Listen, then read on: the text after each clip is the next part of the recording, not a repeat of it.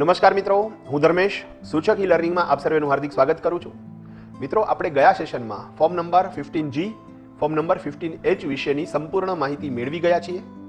જો કોઈ વ્યક્તિ આવક મેળવનાર છે અને જો એમની આવક ટેક્સેબલ આવક કરતાં ઓછી હોય અને તે વ્યક્તિ એવું ઈચ્છે કે એને જ્યારે પેમેન્ટ મળે ત્યારે તે પૂર્ણ રીતે મળે, એટલે કે TDS કટ કર્યા વગર મળે, તો એ વ્યક્તિ 15G 15H નું ફોર્મ પોતાના TDS ડિડક્ટરને આપી શકે છે અને TDS કપાણા વગર પોતે આવક મેળવી શકે છે. આ 15G 15H નું મિકેનિઝમ કેવી રીતે વર્કઆઉટ કરે એ આપણે સંપૂર્ણ વિગત ગયા સેશનમાં સમજી ગયા છીએ. મિત્રો, શરૂઆતના એક સેશનમાં મેં તમને વાત કરેલી કે તમે જ્યારે કોઈ પણ વ્યક્તિનું કોઈ પણ ફર્મનું અકાઉન્ટિંગ કરો ત્યારે એ વ્યક્તિનું અથવા ફર્મનું અકાઉન્ટિંગ કરતી વખતે એમણે કરેલા હાઈ વેલ્યુ ટ્રાન્ઝેક્શન્સ તમારે ફરજિયાતપણે ચોપડે દેખાડવાના છે. મિત્રો, એમણે જે હાઈ વેલ્યુ ટ્રાન્ઝેક્શન્સ કરેલા હશે, આ દરેક હાઈ વેલ્યુ ટ્રાન્ઝેક્શન્સની અંદર એમણે પોતાનું પાન કાર્ડ અથવા આધાર કાર્ડ આપેલું હશે. હવે એમણે જે ઓર્ગેનાઇઝેશનને પોતાનું પાન આપેલું હોય એ ઓર્ગેનાઇઝેશન તરફથી ઇન્કમ ટેક્સ ડિપાર્ટમેન્ટને જાણ થાય કે પર્ટિક્યુલર વ્યક્તિએ કયા કયા પ્રકારના હાઈ વેલ્યુ ટ્રાન્ઝેક્શન્સ કરેલા છે. ફોર એક્ઝામ્પલ, કોઈ એક વ્યક્તિ છે મિસ્ટર રામ. હવે મિસ્ટર રામ 50 લાખ રૂપિયાની પ્રોપર્ટી પરચેસ કરે છે. 30 લાખથી વધારે રકમની પ્રોપર્ટી પરચેસ થાય તો એ હાઈ વેલ્યુ ટ્રાન્ઝેક્શન્સમાં કન્સિડર થાય. તો જ્યારે તે પોતાનો દસ્તાવેજ બનાવવા માટે રજિસ્ટ્રાર ઓફિસમાં જાય ત્યારે તેણે પાન કાર્ડ આપેલું હશે અને રજિસ્ટ્રાર ઓફિસ પાસેથી આ બધી જ ડિટેલ્સ ઇન્કમ ટેક્સ ડિપાર્ટમેન્ટ સુધી જાય. માની લો કે રામભાઈ પોતે બેંકમાં 50 લાખ રૂપિયાની FD મૂકે છે. તો મિત્રો, 10 લાખથી વધારે રકમની તો તમે FD કરતા હોય તો એ હાઈ વેલ્યુ ટ્રાન્ઝેક્શન્સ છે અને એવા કેસમાં બેંક દ્વારા રામભાઈની બધી જ ઇન્ફોર્મેશન ઇન્કમ ટેક્સ ડિપાર્ટમેન્ટમાં જાય. મિત્રો, માની લો કે રામભાઈ વિદેશ પ્રવાસ કરે છે, 10 લાખથી વધારે રકમની ફોરેન કરન્સી પોતે પરચેઝ કરે છે, તો એમણે જ્યાંથી પણ આ વિદેશી મુદ્રા ખરીદ કરેલ હશે ત્યાંથી રામભાઈની ઇન્ફોર્મેશન ઇન્કમ ટેક્સ ડિપાર્ટમેન્ટમાં જશે. ફોર એક્ઝામ્પલ, રામભાઈ કોઈ હાઈ વેલ્યુ કાર પરચેસ કરે છે તો RTO ની અંદર તે લોકોએ પાસિંગ કરાવતી વખતે પાન કાર્ડ આપેલું હશે, તો RTO દ્વારા ઇન્કમ ટેક્સ ડિપાર્ટમેન્ટને જાણ કરવામાં આવે કે રામભાઈએ આ પર્ટિક્યુલર કાર પરચેસ કરેલી છે. તો મિત્રો, જે હાઈ વેલ્યુ ટ્રાન્ઝેક્શન્સ થતા હોય તે દરેક હાઈ વેલ્યુ ટ્રાન્ઝેક્શન્સ કરતી વખતે વ્યક્તિ પોતાનો પાન આપે અને જે તે ઓર્ગેનાઇઝેશન તરફથી આ બધી જ ઇન્ફોર્મેશન ઇન્કમ ટેક્સ ડિપાર્ટમેન્ટમાં જાય. તો મિત્રો, તમે જ્યારે કોઈ પણ વ્યક્તિનું અકાઉન્ટિંગ કરતા હોય ત્યારે એક વસ્તુ ખાસ મગજમાં રાખો કે જો એ વ્યક્તિએ હાઈ વેલ્યુ ટ્રાન્ઝેક્શન્સ કરેલા છે, ટૂંકમાં ટ્રાન્ઝેક્શન્સ કરતી વખતે પાન કાર્ડ કે આધાર કાર્ડ આપેલા છે, તો એ દરેક હાઈ વેલ્યુ ટ્રાન્ઝેક્શન્સ તમારે ચોપડે લખવાના છે જ. કારણ કે ઇન્કમ ટેક્સને તો ઓલરેડી આ બધા જ હાઈ વેલ્યુ ટ્રાન્ઝેક્શન્સની પહેલેથી જ ખબર છે. સૂચક સાહેબ, એક પ્રશ્ન છે સાહેબ. આપણે કોઈનું અકાઉન્ટ લખતા હોય અને ઈ વ્યક્તિ આપણને બધી ઇન્ફોર્મેશન ન જણાવે તો આપણે નોર્મલી એકાઉન્ટ લખતી વખતે આ લખવાના નથી અને એને હિસાબે એકાઉન્ટ ખોટું લખાય, અધૂરું લખાય, ઇન્કમ ટેક્સની દંડની જોગવાઈ થાય. તો આપણે તો આપણી રીતે બધી મહેનત કરી લીધી હોય પણ ઈ વ્યક્તિએ આપણને ઇન્ફોર્મેશન ન આપી હોય અને એને હિસાબે એકાઉન્ટ ખોટું લખાય તો આ પ્રોબ્લેમને કેવી રીતે સોલ્વ કરવો એ તો સમજાવો. ઓકે બગા. તો મિત્રો, અહીં પણ એવા ઘણા બધા વિદ્યાર્થી મિત્રો હશે કે જેને આ પ્રશ્ન હશે કે જ્યારે આપણે કોઈનું પ્રોફેશનલ એકાઉન્ટિંગ કરીએ ત્યારે જો એ વ્યક્તિ આપણને એના હાઈ વેલ્યુ ટ્રાન્ઝેક્શન્સ કરેલા હોય એની ઇન્ફોર્મેશન ના આપે, એ ડિટેલ્સ આપણાથી છુપાવે, તો એવા કેસની અંદર આપણે જ્યારે એમનું અકાઉન્ટ તૈયાર કરીએ ત્યારે આ ટ્રાન્ઝેક્શન્સ તો ઓટોમેટિકલી દેખાડશું જ નહીં. હવે જ્યારે રિટર્ન ફાઇલ થશે ત્યારે ક્વેરી જનરેટ થશે, ઇન્કમ ટેક્સની દંડનીય કાર્યવાહી થશે, તો આ કેસની અંદર આ પ્રોબ્લેમનું શોર્ટ આઉટ કેવી રીતે કરવું? મિત્રો, એક વાત ખાસ મગજમાં રાખજો કે આવું ઘણા બધા કેસમાં બને છે.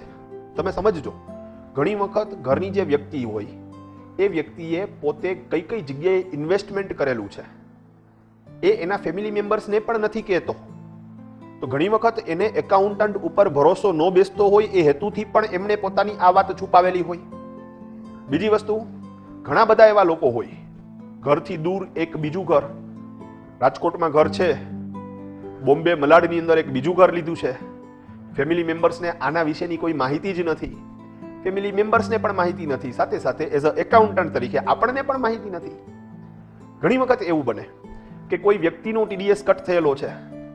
ટીડીએસ કટ થયેલો છે એટલે એમને જે મળેલી આવક હોય એ આવક વિશેની માહિતી ડિપાર્ટમેન્ટને તો છે જ, પણ એ વ્યક્તિ આપણને આ કપાયેલા ટીડીએસની માહિતી જ ન આપે તો એવા કેસમાં આપણે એ પર્ટિક્યુલર રકમને આવક તરીકે દેખાડી જ ના શકીએ અને જેને હિસાબે ક્વેરી રાઇઝ થવાનો પ્રશ્ન ઊભો થાય છે. તો મિત્રો આવા કેસની અંદર શું કરવું? તો એક પિક્ચર છે, ફિર તેરી કહાની યાદ આવી.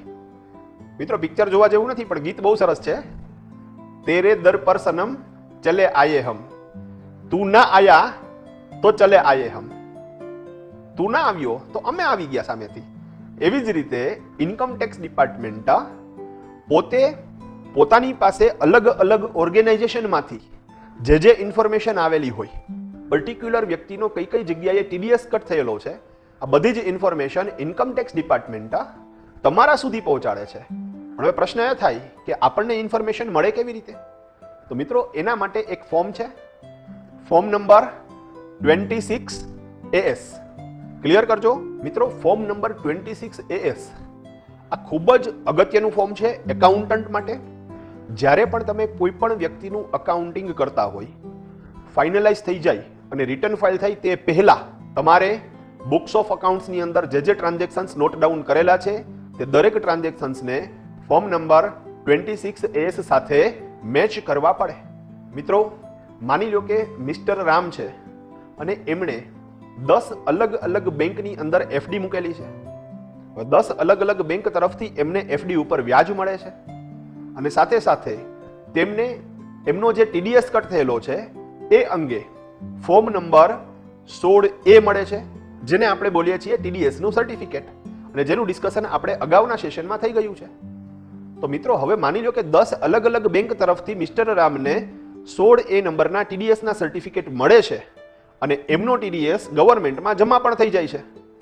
હવે જ્યારે મિસ્ટર રામ આપણી પાસે આવે અકાઉન્ટિંગ કામ કરાવવા માટે, ત્યારે જો એ આપણને એ ટીડીએસના સર્ટિફિકેટ 10 ને બદલે 8 જ આપે, ટોટલ 10 મળેલા છે તેમને, પણ અકાઉન્ટિંગ એન્ટ્રી કરવા માટે થઈને એ આપણને 8 જ સર્ટિફિકેટ આપે છે. સાથે સાથે એ પોતે જે બેંકમાં એફડી મૂકેલી છે એ વિગત પણ આપણાથી છુપાવે છે. તો આપણને એમ જ થાય કે મિસ્ટર રામે 8 જગ્યાએ જ એફડી મૂકેલી છે અને આપણે એ 8 એફડી નું વ્યાજ જ આવક તરીકે દેખાડીએ, 2 એફડી નું વ્યાજ આપણે આવક તરીકે ના દેખાડીએ. પણ જ્યારે આપણે રિટર્ન ફાઇલ કરીએ તો ઇન્કમ ટેક્સ ડિપાર્ટમેન્ટને તો ઓલરેડી ટીડીએસ ના ફિગર્સ ઉપરથી ખ્યાલ જ છે કે ટોટલ મિસ્ટર રામની આવક કેટલી છે. તો આવા કેસમાં 2 એફડી નું વ્યાજ મિસ્ટર રામ માટે અનડિસ્ક્લોઝડ ઇન્કમ કન્સિડર થાય. સાથે સાથે એમણે જે ઓલરેડી એફડી મૂકેલી છે એ એફડીની એમાઉન્ટ પણ ચોપડે શો આઉટ નથી થતી, એટલે એ એના બ્લેક મનીમાં કન્સિડર થાય. તો મિત્રો આવા કેસમાં મિસ્ટર રામને બ્લેક મની રિલેટેડ પેનલ્ટી ભરવી પડે, અનડિસ્ક્લોઝડ ઇન્કમ તરીકે પણ પેનલ્ટી ભરવી પડે અને એક કાયદેસર કાર્યવાહીની અંદર પસાર થવું પડે. હવે પ્રશ્ન એ છે કે એમણે વિગત નથી આપી એટલા માટે આપણે ઇન્ફોર્મેશન નહોતી લખેલી. તો પ્રેક્ટિકલી જુઓ તો મિસ્ટર રામનો વાંક છે, પણ અહીં એક મિડલ સોલ્યુશન્સ છે, બહુ સરસ સોલ્યુશન્સ છે, ફોર્મ 26AS. હવે મિસ્ટર રામનું ઇન્કમ ટેક્સનું જે પોર્ટલ હોય, તમને ખ્યાલ છે www.incometaxindiaefiling.gov.in. આ પોર્ટલ ઉપર તેમના લોગિન આઈડી પાસવર્ડ નાખી ફોર્મ નંબર 26AS ડાઉનલોડ કરી લેવાનું. ફોર્મ નંબર 26AS માં મિસ્ટર રામનો જે ટીડીએસ કટ થયેલો હશે એ બધો જ ટીડીએસ તમને શો આઉટ થશે. હવે માની લો કે એમનો ટોટલ 10 વખત ટીડીએસ કટ થયેલો હોય અને આપણને 16A નંબરની વિગતમાં 8 જ ફોર્મ મળેલા હોય, તો અહીં તમે મિસ્ટર રામને કહી શકો કે પ્લીઝ 2 ટીડીએસના સર્ટિફિકેટ તમે મને હજુ આપેલા નથી, તે તમે મને આપો, તેની હું એન્ટ્રી કરું, એટલે આપણી ડિટેલ્સ અને 26AS ની વિગત મેચ થાય અને પછી જ તમારે ઇન્કમ ટેક્સનું રિટર્ન ફાઇલ કરવાનું થાય. તો મિત્રો ખાસ મગજમાં રાખજો, ફોર્મ નંબર 26AS તમે જ્યારે રિટર્ન ફાઇલ કરો એ પહેલા જ તમારે ડાઉનલોડ કરવાનું છે, તમારા બુક્સ ઓફ એકાઉન્ટ્સ સાથે તેને મેચ કરવાનું છે. જો વ્યક્તિનો ટીડીએસ કપાયેલો છે તો કઈ કઈ જગ્યાએથી ટીડીએસ કપાયેલો છે એ દરેક જગ્યાએથી પર્ટિક્યુલર વ્યક્તિને 16A નંબરનું ફોર્મ મળેલું હશે આ ફોર્મની ડિટેલ્સ 26AS ની ડિટેલ્સ સાથે તમારે મેચ કરવાની છે અને મેચ થઈ જાય પછી જ તમારે ઇન્કમ ટેક્સ રિટર્ન ફાઇલ કરવાનું છે. બીજી એક મહત્વની વસ્તુ મિત્રો આ પ્રોસેસ છે કોઈ અપવાદરૂપ કિસ્સો નથી. જો તમારે કોઈ પણ વ્યક્તિનું પ્રોફેશનલ અકાઉન્ટિંગ કરવું છે તો તમારે દરેક વખતે, દરેક વર્ષે, દરેક વ્યક્તિ માટે આ 26AS ફોર્મ સાથે તમારી અકાઉન્ટિંગ ઇન્ફોર્મેશન મેચ કરવાની અને પછી જ તમે એમનું રિટર્ન ફાઇલ કરી શકો. ક્લિયર મિત્રો? તો હવે કોઈ વખત એવું બને કે પર્ટિક્યુલર વ્યક્તિનું તમે જ્યારે અકાઉન્ટિંગ કરતા હોય અને એ વ્યક્તિ તમને ઇન્ફોર્મેશન પૂરી નથી આપતું, તો એવા કેસમાં 26AS ની વિગત સાથે તમે આ બધી જ ઇન્ફોર્મેશનને મેચ કરી શકો, ખૂટતી વિગત તમારા ક્લાયન્ટ પાસેથી માંગી શકો અને પછી જ ફાઇનલાઇઝેશન કરી અને રિટર્ન ફાઇલ કરવાની પ્રોસેસ કમ્પ્લીટ કરવાની થાય. ક્લિયર મિત્રો? ફોર્મ 26AS ની અંદર કઈ કઈ ઇન્ફોર્મેશન તમને જાણવા મળે તેનું આપણે એક લિસ્ટ તૈયાર કરી લઈએ. તો ફોર્મ નંબર 26AS ની અંદર part A details of TDS. આપણે શરૂઆતમાં જ વાત થઈ કે TDS ની બધી જ ઇન્ફોર્મેશન, કયા ડિડક્ટરે તેમનો TDS કટ કરેલો છે, ટોટલ એમાઉન્ટ કેટલા રૂપિયાની છે, કઈ સેક્શન હેઠળ TDS કટ થયેલો છે, TDS ની એમાઉન્ટ કેટલા રૂપિયાની છે અને ઈ TDS ડિડક્ટરે ગવર્મેન્ટને આપી દીધેલો છે કે નહીં. તો બધી જ ડિટેલ્સ તમને પાર્ટ એ ની અંદર જાણવા મળે. પાર્ટ A1 મિત્રો, પાર્ટ એ માં બે ભાગ આવશે. એક પાર્ટ એ જેની આપણે વાત થઈ ગઈ, એક આવશે part A1 details of TDS for 15G 15H. મિત્રો ખાસ મગજમાં રાખો, તમે કોઈ વ્યક્તિનું અકાઉન્ટિંગ કરો છો, એ વ્યક્તિની આવક ટેક્સેબલ આવક કરતા ઓછી હોય અને એ વ્યક્તિએ પોતાનો TDS ના કપાય એ માટે આવક ચૂકવનાર વ્યક્તિને ફોર્મ 15G 15H આપેલું હોય, તો એવા કેસની અંદર એમને કોને 15G 15H આપેલું છે અને કયા પ્રકારની આવક એ મેળવે છે એની ઇન્ફોર્મેશન અહીં જોવા મળે. તો અહીં એક બીજી વસ્તુ ખાસ મગજમાં રાખજો કે ભલે એ રકમ ઉપર TDS કટ થયેલો ના હોય, પણ જ્યારે તમે એ પર્ટિક્યુલર વ્યક્તિનું અકાઉન્ટિંગ કરતા હોય ત્યારે તમારે એ રકમને આવક તરીકે તો દેખાડવી જ પડશે, કારણ કે ડિપાર્ટમેન્ટને એ રકમની આવક વિશેની તો જાણકારી છે જ, માત્ર એના ઉપર TDS કટ નથી થયેલો. તો મિત્રો જ્યારે પર્ટિક્યુલર વ્યક્તિ ટેક્સેબલ આવક કરતા ઓછી આવક ધરાવતી હોય ત્યારે જે વ્યક્તિ એમને આવક ચૂકવે એમને 15G 15H આપે જેનાથી એમનો TDS કટ ના થાય. પણ હવે જે TDS ડિડક્ટર છે, જે ચૂકવનાર વ્યક્તિ છે, એ જ્યારે ત્રિમાસિક પોતાનું TDS નું રિટર્ન ફાઇલ કરશે તેની અંદર કયા કયા વ્યક્તિઓ પાસેથી 15G 15H મળેલા છે તેની ઇન્ફોર્મેશન ડિપાર્ટમેન્ટને આપશે. એટલે TDS ભલે કટ થયેલો ના હોય પણ પર્ટિક્યુલર વ્યક્તિની આવક વિશેની માહિતી તો ઓલરેડી ઇન્કમ ટેક્સ ડિપાર્ટમેન્ટ પાસે છે જ, અને તેથી તમે જ્યારે પર્ટિક્યુલર વ્યક્તિનું બુક્સ ઓફ અકાઉન્ટ્સ તૈયાર કરો ત્યારે તમારે એને આવક તરીકે તો દેખાડવી જ પડે. તો પાર્ટ A1 માં details of TDS for 15G 15H. એના પછી તમે જુઓ તો part A2 details of TDS on sale of immovable property under section 194IA, rent of property under section 194IB, payment to resident contractor and professionals under section 194M. મિત્રો under section 194IA, under section 194IB અને under section 194M આ section અપવાદરૂપ કિસ્સામાં છે. Normal કન્ડિશનની અંદર જે લોકો individual હોય, HUF હોય અને નોન ઓડિટેબલ હોય એમણે TDS કાપવાની જવાબદારી નથી. એટલે એ કોઈ પણ પ્રકારનું ગમે તેટલું પેમેન્ટ કરે એ લોકોએ TDS કાપવાનો થતો ના હોય, પણ આ ત્રણ સેક્શનના અંદરમાં તે લોકોએ પણ જો પોતે એક કટ ઓફ લિમિટ કરતા વધારે રકમનું પેમેન્ટ કરતા હોય તો TDS કાપવો પડે.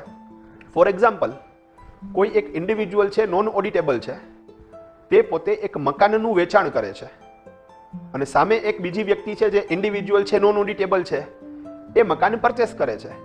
ફોર એક્ઝામ્પલ, મિસ્ટર રામ છે એ મકાન વેચનાર છે અને મિસ્ટર શ્યામ છે એ મકાન ખરીદ કરનાર છે.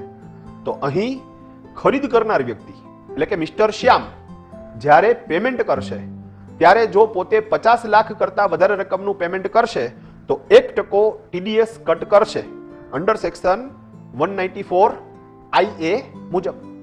હવે મિત્રો અહીં જે વેચનાર વ્યક્તિ છે એની ડિટેલ્સ તમને અહીં જોવા મળે તો વેચનાર કોણ છે? Exactly mister Ram. તો મિસ્ટર રામની ડિટેલ્સ તમે અહીં જોઈ શકો છો. તો ફરીથી under section 194 IA, under section 194 IB અને અંડર સેક્શન 194 M માં જે વેચનાર તરીકે વ્યક્તિ છે એની ઇન્ફોર્મેશન તમે આ કોલમમાં જોઈ શકો છો, જેમાં એમણે TDS કટ કરેલો છે. ક્લિયર મિત્રો? તો એ ટ્રાન્ઝેક્શન્સ પણ તમને અહીં શો આઉટ થાય. હવે માની લો કે તમે મિસ્ટર રામનું અકાઉન્ટિંગ કરતા હોય.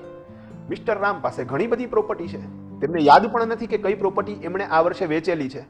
તો કોઈ ચિંતા ન કરતા, એમણે ભલે પ્રોપર્ટી વેચાણના દસ્તાવેજની વિગત તમને ન આપેલી હોય, પણ તમે અહીંથી આ ડિટેલ્સને મેળવી અને મિસ્ટર રામ સાથે આ વાતને કન્ફર્મ કરી એમના વેચાણના દસ્તાવેજની વિગત લઈ અકાઉન્ટિંગ એન્ટ્રી કરી અને પછી જ તમારે ઇન્કમ ટેક્સ રિટર્ન ફાઇલ કરવાનું થાય.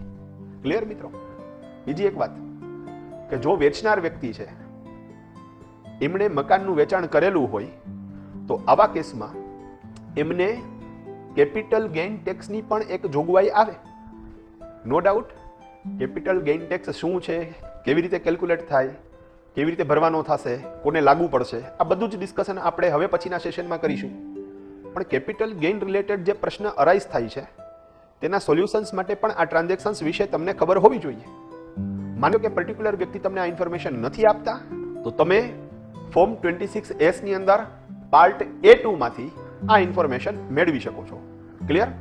આગળ વધીએ તો next part B, details of TCS, tax collected at source. મિત્રો TCS એટલે કે ટેક્સ કલેક્ટેડ એટ સોર્સ ની ઇન્ફોર્મેશન તમને પાર્ટ B માં જોવા મળે અને TCS રિલેટેડ આપણે હવે પછીના સેશનમાં જોવાના છીએ. આગળ વધીએ આપણે મિત્રો part C, details of tax paid other than TDS or TCS. Clear કરજો. Details of tax paid other than TDS or TCS. મિત્રો 26AS છે એ ઇન્કમ ટેક્સ ડિપાર્ટમેન્ટને રિપ્રેઝન્ટ કરે છે. તમે સમજો, એટલે કે ઇન્કમ ટેક્સના કાયદા સાથે એ સંકળાયેલ છે. ઇન્કમ ટેક્સનું જે રિટર્ન ફાઇલ કરો છો એની સાથે એ કનેક્ટેડ છે. પ્રેક્ટિકલી તમે જુઓ તો TDS અને TCS એ પણ એક પ્રકારના એડવાન્સ્ડ ઇન્કમ ટેક્સ જ છે. તો હવે બાકી કયા રહ્યા? તો કે બાકી રહ્યા એક સેલ્ફ અસેસમેન્ટ ટેક્સ જે વર્ષના અંતે તમે ઇન્કમ ટેક્સના સ્વરૂપમાં ભરો છો અને એક એડવાન્સ ટેક્સ. તો મિત્રો એડવાન્સ ટેક્સ કે સેલ્ફ અસેસમેન્ટ ટેક્સ તમે જે ભરેલો હશે તેની ઇન્ફોર્મેશન તમને પાર્ટ C ની અંદર જોવા મળશે. મિત્રો એના પછીનું પાર્ટ છે part D, details of paid refund. મિત્રો માની લો કે તમારો TDS કટ થયેલો છે. હવે વર્ષના અંતે તમે તમારા બુક્સ ઓફ એકાઉન્ટ્સ તૈયાર કરો છો, તમે ઇન્કમ ટેક્સ રિટર્ન ફાઇલ કરો છો. હવે આપણે અગાઉ જ એક વાત સમજી ગયા કે જો તમારો TDS જે ફાઇનલ ઇન્કમ ટેક્સ છે એના કરતાં પણ વધારે છે તો એવા કેસમાં ઇન્કમ ટેક્સ ડિપાર્ટમેન્ટ તમને આ રકમ રિફંડ આપે. તો આ રિફંડની જે ડિટેલ્સ છે તે ડિટેલ્સ તમને પાર્ટ D ની અંદર જોવા મળે. એના પછી તમે જુઓ મિત્રો તો part E, details of SFT means statement of financial transactions. મિત્રો ખૂબ જ અગત્યનો part SFT, statement of financial transactions. મિત્રો આપણે શરૂઆતમાં જ એક વાત થયેલી કે વ્યક્તિએ જે હાઈ વેલ્યુ ટ્રાન્ઝેક્શન્સ કરેલા હશે એ દરેક હાઈ વેલ્યુ ટ્રાન્ઝેક્શન્સ કરતી વખતે એમણે પાન કાર્ડ આપેલું હશે. એ પાન કાર્ડ એમણે જે ઓર્ગેનાઇઝેશનમાં આપેલું હશે એ દરેક ઓર્ગેનાઇઝેશન તરફથી ઇન્કમ ટેક્સ ડિપાર્ટમેન્ટમાં માહિતી પ્રોવાઈડ કરવામાં આવે અને એના હિસાબે પર્ટિક્યુલર વ્યક્તિએ કઈ કઈ જગ્યાએ હાઈ વેલ્યુ ટ્રાન્ઝેક્શન્સ કરેલા છે તેની ઇન્ફોર્મેશન ઇન્કમ ટેક્સ ડિપાર્ટમેન્ટને મળે. હવે આ બધા હાઈ વેલ્યુ ટ્રાન્ઝેક્શન્સ તમે અહીં જોઈ શકો છો. તો ખાસ મગજમાં રાખજો, TDS જે કપાયેલો છે એની ઇન્ફોર્મેશન તો તમને 26AS માં જોવા મળે જ, પણ સાથે સાથે આ હાઈ વેલ્યુ ટ્રાન્ઝેક્શન્સની ઇન્ફોર્મેશન પણ જોવા મળે. તો બધા હાઈ વેલ્યુ ટ્રાન્ઝેક્શન્સ તમે જુઓ, ચેક કરો, બુક્સ ઓફ એકાઉન્ટ સાથે મેચ કરો અને પછી તમારે ઇન્કમ ટેક્સ રિટર્ન ફાઇલ કરવાનું થશે. અહીં ટોટલ 13 પ્રકારના હાઈ વેલ્યુ ટ્રાન્ઝેક્શન્સની ઇન્ફોર્મેશન ઇન્કમ ટેક્સ ડિપાર્ટમેન્ટ સુધી જાય છે.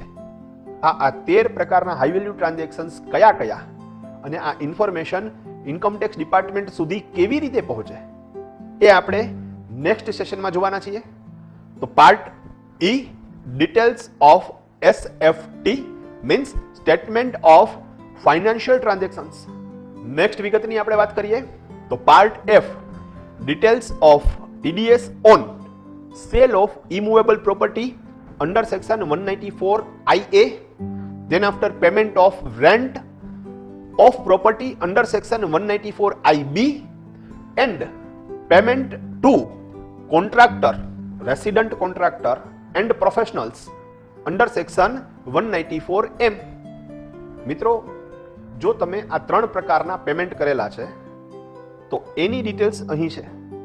પ્રશ્ન એ થાય કે આવી જ એક વિગત અગાઉ હમણાં જ પાર્ટ A2 ની અંદર આવી ગઈ. મિત્રો, પાર્ટ A2 ની અંદર જે ઇન્ફોર્મેશન છે એ સેલરને ધ્યાનમાં રાખીને છે, જ્યારે પાર્ટ F ની અંદર જે ઇન્ફોર્મેશન છે તે બાયરને ધ્યાનમાં રાખીને છે. માની લ્યો કે રામ એક મકાન શ્યામને વેચે છે, તો રામ વેચનાર છે, શ્યામ ખરીદનાર છે. નો ડાઉટ શ્યામ જ્યારે એ મકાન માટે પેમેન્ટ કરે છે ત્યારે જો 50 લાખ કરતા વધારે રકમનું પેમેન્ટ કરે તો અંડર સેક્શન 194 IA મુજબ 1% TDS કાપે. હવે અહીં TDS કાપ્યો કોણે? તો કે શ્યામે. TDS કપાણો કોનો? તો કે રામનો. તો મિત્રો, રામની ડિટેલ્સ પાર્ટ A2 માં જોવા મળે અને શ્યામની વિગત પાર્ટ F માં જોવા મળે. એનો મતલબ એવો થયો કે જો તમે મિસ્ટર રામનું અકાઉન્ટ લખો છો તો આ ઇન્ફોર્મેશન તમને જોવા મળશે પાર્ટ A2 ની અંદર, પણ સામેની બાજુ જો તમે મિસ્ટર શ્યામનું અકાઉન્ટિંગ લખો છો તો આ ડિટેલ્સ તમને જોવા મળશે પાર્ટ F ની અંદર. એટલે દેખાવે ભલે બંને એક જેવું લાગે, પણ એક સેલર માટે છે અને એક બાયર માટે છે. A2 સેલર માટે અને પાર્ટ F બાયરના પોઈન્ટ ઓફ વ્યૂથી સેટ કરવામાં આવેલો છે. ક્લિયર મિત્રો? અને next part G TDS defaults. મિત્રો, ખાસ મગજમાં રાખજો. માની લો કે કોઈ વખત TDS કપાણો છે, તમે ક્લેમ કરેલો છે, પણ એની પ્રોસિજર હજી ચાલુ છે. કોઈ વખત એવું બને કે તમારા ડિડક્ટર TDS કાપે છે પણ ગવર્મેન્ટને આપતા નથી. તો એવા કેસની અંદર ગવર્મેન્ટ તમને એ TDS ની રકમ ઇન્કમ ટેક્સની સામે પણ બાદ ના આપે અને રિફંડ પણ ના આપે. હવે અહીં પ્રોબ્લેમ ક્યાં છે એ શોધ ચાલુ છે, એ પ્રોસેસ ચાલુ છે. દંડ કોને થવાનો છે એ હજી નક્કી નથી. તો આ પ્રોસેસ જે ચાલુ છે તે ડિટેલ્સ તમને પાર્ટ G ની અંદર જોવા મળશે અને એને આપણે બોલીએ છીએ TDS ડિફોલ્ટ્સ તરીકે. ક્લિયર મિત્રો? તો મિત્રો, ફોર્મ નંબર 26 AS ની અંદર કઈ કઈ પ્રકારની ઇન્ફોર્મેશન તમને જોવા મળે તે આપણે આજના સેશનમાં સમજી ગયા. આ અધૂરું સેશન છે, આપણે નેક્સ્ટ સેશનમાં આ વાતને પૂર્ણ કરીશું. Clear? Thank you very much. જય ભારત, જય હિન્દ.